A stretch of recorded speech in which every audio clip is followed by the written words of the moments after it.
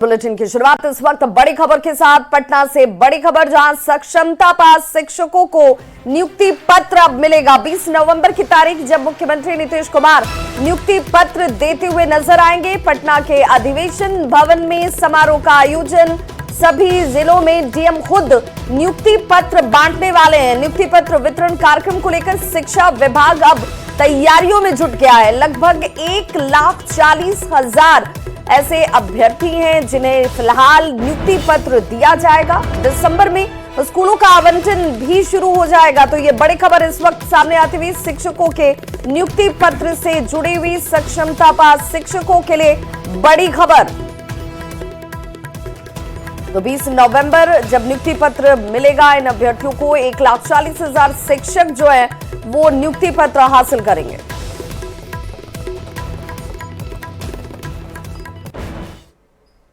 बिहार में 4 विधानसभा सीट पर उपचुनाव हुए। तरारी, रामगढ़, इमामगंज और बेलागंज सीट पर हो रहे उपचुनाव की वोटिंग पूरी हो गई। वोटर ने अपना मत ईवीएम में कैद कर दिया है।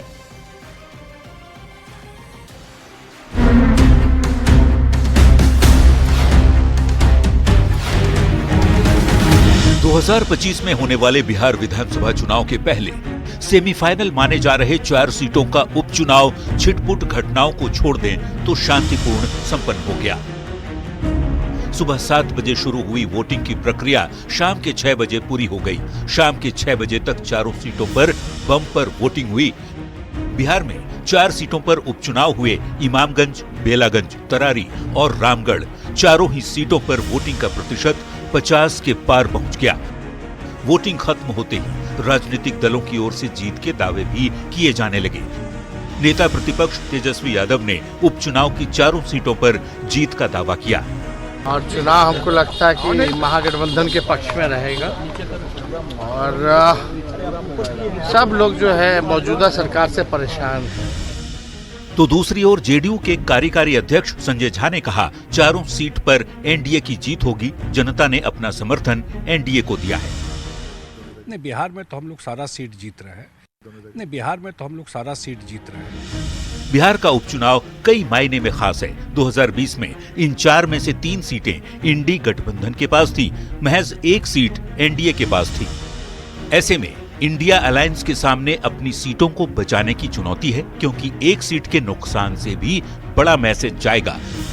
दूसरी ओर एनडीए के पास खोने को कुछ ज्यादा नहीं। बिहार की 4 सीटों का ये उपचुनाव प्रशांत किशोर के लिए भी किसी अग्नि परीक्षा की तरह है।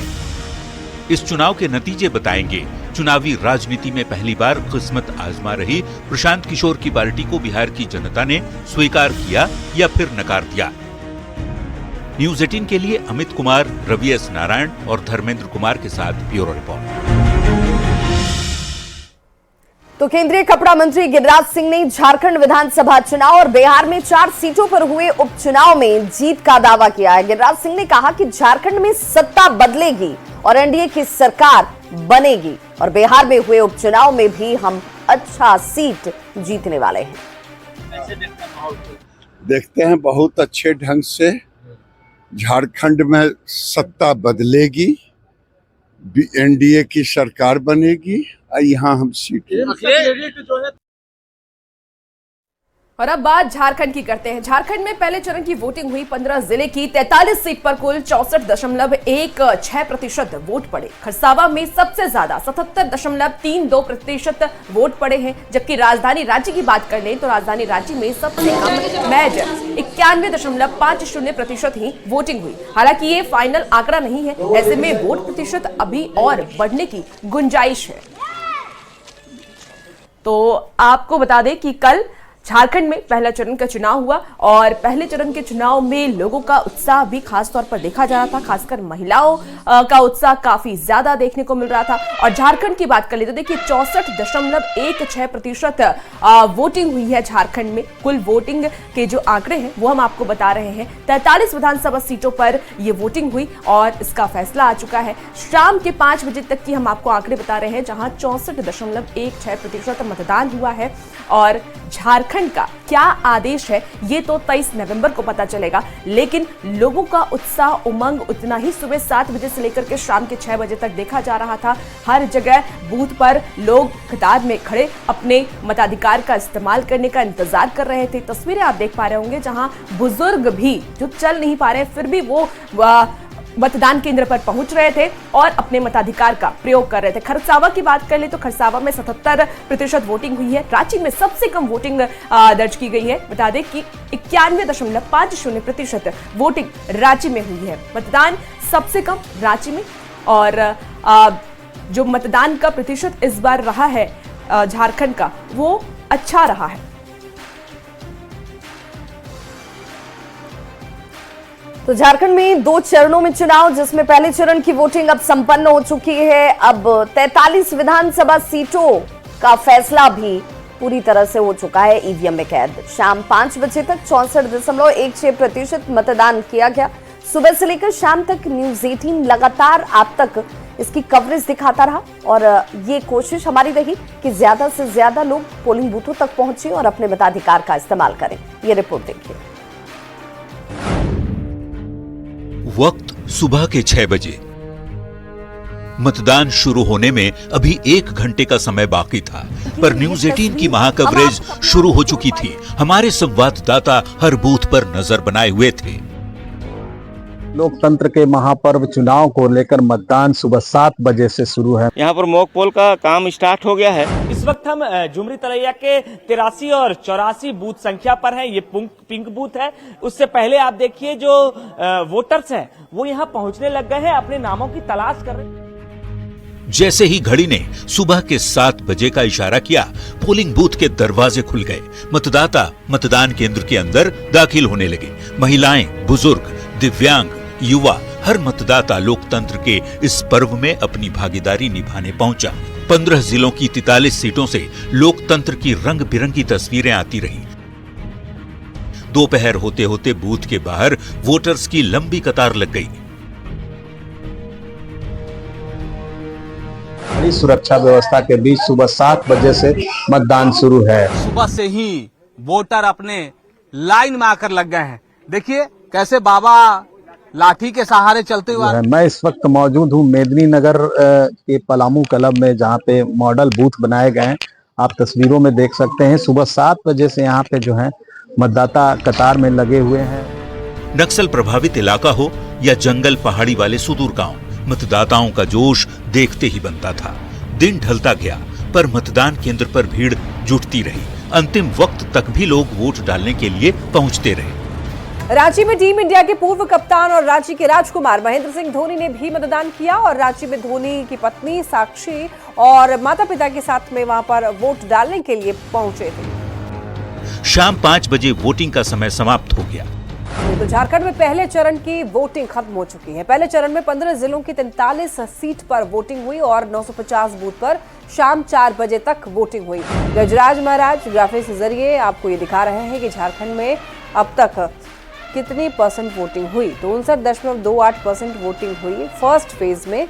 अभी तक 3 बजे तक का हमारे पास ये आंकड़ा है। ईवीएम को सील कर दिया गया, आंकड़े जुटाए गए और फिर निर्वाचन आयोग ने प्रेस कॉन्फ्रेंस की। फेज 1 का इलेक्शन सब जहां पर 43 असेंबली कॉन्स्टिट्यूंसी में पीसफुली कंप्लीट हो गया। कहां पर शिकायत हुई थी उसका तुरंत एड्रेस की गई थी। इलेक्शन का प्रोसेस कंप्लीट हो गया। अभी 5 बजे तक वोटर टर्नआउट तो आपके पास आ गया, वो 64.86। निर्वाचन आयोग की तरफ से जारी आंकड़ों के मुताबिक शाम 5 बजे तक 43 सीट पर कुल 64.16% वोट पड़े। खरसावा में सबसे ज्यादा 77.32% वोटिंग हुई, जबकि राजधानी रांची में सबसे कम महज 51.50% ही मतदान हुआ। हालांकि ये फाइनल आंकड़ा नहीं है, क्योंकि शाम 5 बजे के बाद भी कई जगहों पर वोटर कतार में खड़े थे। ऐसे में वोट प्रतिशत के और भी बढ़ने की गुंजाइश है, जिसे निर्वाचन आयोग रात 12 बजे तक जारी करेगा। Bureau report, news 18। दरभंगा में पीएम मोदी ने एम्स की आधारशिला रखने के साथ साथ दरभंगा को स्वास्थ्य के साथ ही रोड, रेल और गैस के क्षेत्र में बड़ी सौगात दी है। कुल मिलाकर प्रधानमंत्री नरेंद्र मोदी ने बिहार को 12,100 करोड़ की परियोजना की सौगात दी। एक तरफ देश के कई जगहों पर चुनाव हो रहा था, दूसरी ओर प्रधानमंत्री नरेंद्र मोदी दरभंगा की धरती से दरभंगा ही नहीं बल्कि पूरे बिहार को करोड़ों की लागत से बनने वाली योजनाओं की सौगात दे रहे थे। दरभंगा में शोभन बाईपास पर पीएम मोदी ने बिहार के दूसरे एम्स के निर्माण की आधारशिला रखी। इस खास मौके पर बिहार के राज्यपाल के साथ ही CM Nitish Kumar, deputy CM और स्वास्थ्य मंत्री भी मौजूद रहे। पीएम ने बिहार को कुल 12,100 करोड़ की परियोजनाओं की सौगात दी, जिसमें दरभंगा एम्स का निर्माण भी शामिल है, जो 1,260 करोड़ की लागत से बनाया जा रहा है। एम्स जो बन जाएगा यहाँ, इसके बाद समझ लीजिए कि दरभंगा शहर का और विस्तार होगा। पीएम मोदी ने मिथिला को स्वास्थ्य के साथ ही रोड, रेल और गैस के क्षेत्र में बड़ी सौगात दी, जिसमें 5,070 करोड़ की लागत से एनएच परियोजना का उद्घाटन और शिलान्यास शामिल है। इसके अलावे 1,740 करोड़ की रेल परियोजना का भी लोकार्पण और शिलान्यास हुआ। 1,520 करोड़ की रेल परियोजना राष्ट्र को पीएम ने समर्पित किया। साथ ही 4,020 करोड़ रुपए से ज्यादा की लागत वाले सिटी गैस डिस्ट्रीब्यूशन नेटवर्क की आधारशिला भी रखी गई। 12,000 करोड़ रुपए का अलग अलग प्रोजेक्ट का शिलान्यास और लोकार्पण हुआ है। इसमें रोड, रेल और गैस इंफ्रास्ट्रक्चर से जुड़े अनेक प्रोजेक्ट हैं। वैसे तो प्रधानमंत्री नरेंद्र मोदी ने 12,000 करोड़ से ज्यादा की योजनाओं की सौगात दी, लेकिन इसमें दरभंगा एम्स का निर्माण सबसे अहम है, जिससे बिहार ही नहीं बल्कि पड़ोसी राज्यों के साथ ही नेपाल के लोगों को भी इलाज में मदद मिलेगी। न्यूज़ 18 के लिए दरभंगा से शैलेंद्र कुमार और विपिन कुमार दास की रिपोर्ट। तो दरभंगा में एम्स के शिलान्यास के दौरान पीएम मोदी और सीएम नीतीश कुमार की स्पेशल ब्रांडिंग दिखी। जी हां, सीएम नीतीश ने मंच पर पहुंचे प्रधानमंत्री नरेंद्र मोदी का झुककर अभिवादन किया। दोनों नेताओं ने एक दूसरे की जमकर तारीफ की।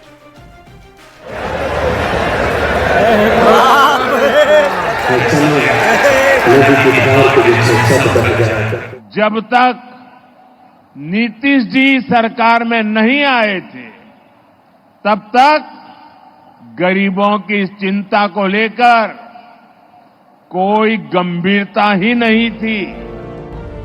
जम्मू कश्मीर के बाद बिहार देश का दूसरा राज्य है जहां दूसरा एम्स बनने जा रहा है।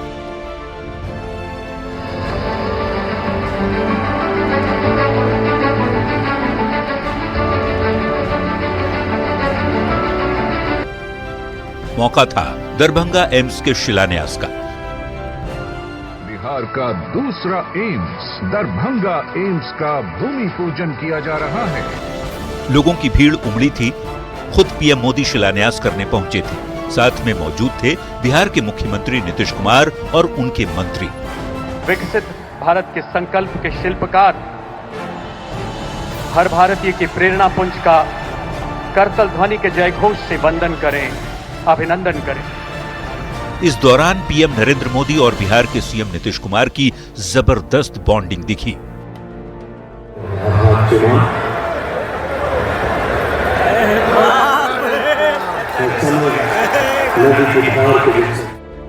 अपने संबोधन के दौरान मुख्यमंत्री नीतीश कुमार ने पीएम मोदी के लिए पहली बार श्रद्धेय शब्द का इस्तेमाल किया, जो अब तक वे अटल बिहारी वाजपेयी के लिए करते रहे हैं। आज आदरणीय श्रद्धेय प्रधानमंत्री जी, आदरणीय नरेंद्र मोदी जी आज यहाँ पर पधारे हैं। जैसे ही भाषण खत्म कर सीएम नीतीश कुमार लौटे, उन्होंने झुककर मंच पर पीएम मोदी का अभिवादन किया। आजकल तो हर किसी का भी पकड़ लेते हैं, अधिकारी का पकड़ते ही है, तो प्रधानमंत्री का पकड़ लिया तो कौन सी बड़ी बात है।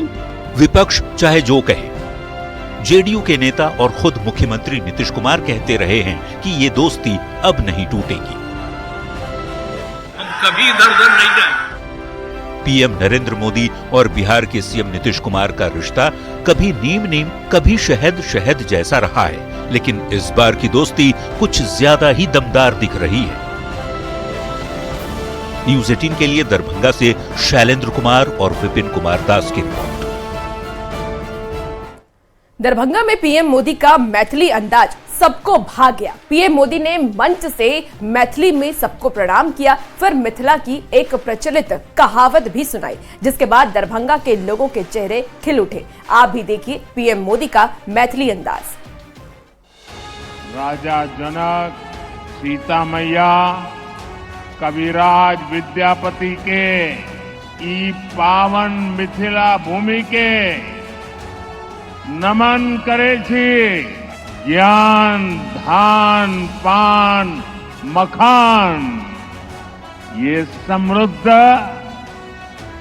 गौरवशाली धरती पर अपने सबके अभिनंदन करे छी। दरभंगा एम्स का शिलान्यास करने आए पीएम मोदी का मिथिला की धरती पर अलग ही अंदाज दिखा। पीएम मोदी ने जब मैथिली भाषा में लोगों को प्रणाम किया, लोगों का अभिवादन किया, तो सबके चेहरे खिल उठे। पीएम मोदी का ये मैथिल अंदाज सबके मन को भा गया। राजा जनक, सीता मैया, कविराज विद्यापति के ई पावन मिथिला भूमि के नमन करे छी। ज्ञान, धान, पान, मखान, ये समृद्ध गौरवशाली धरती पर अपने सबके अभिनंदन करे छी।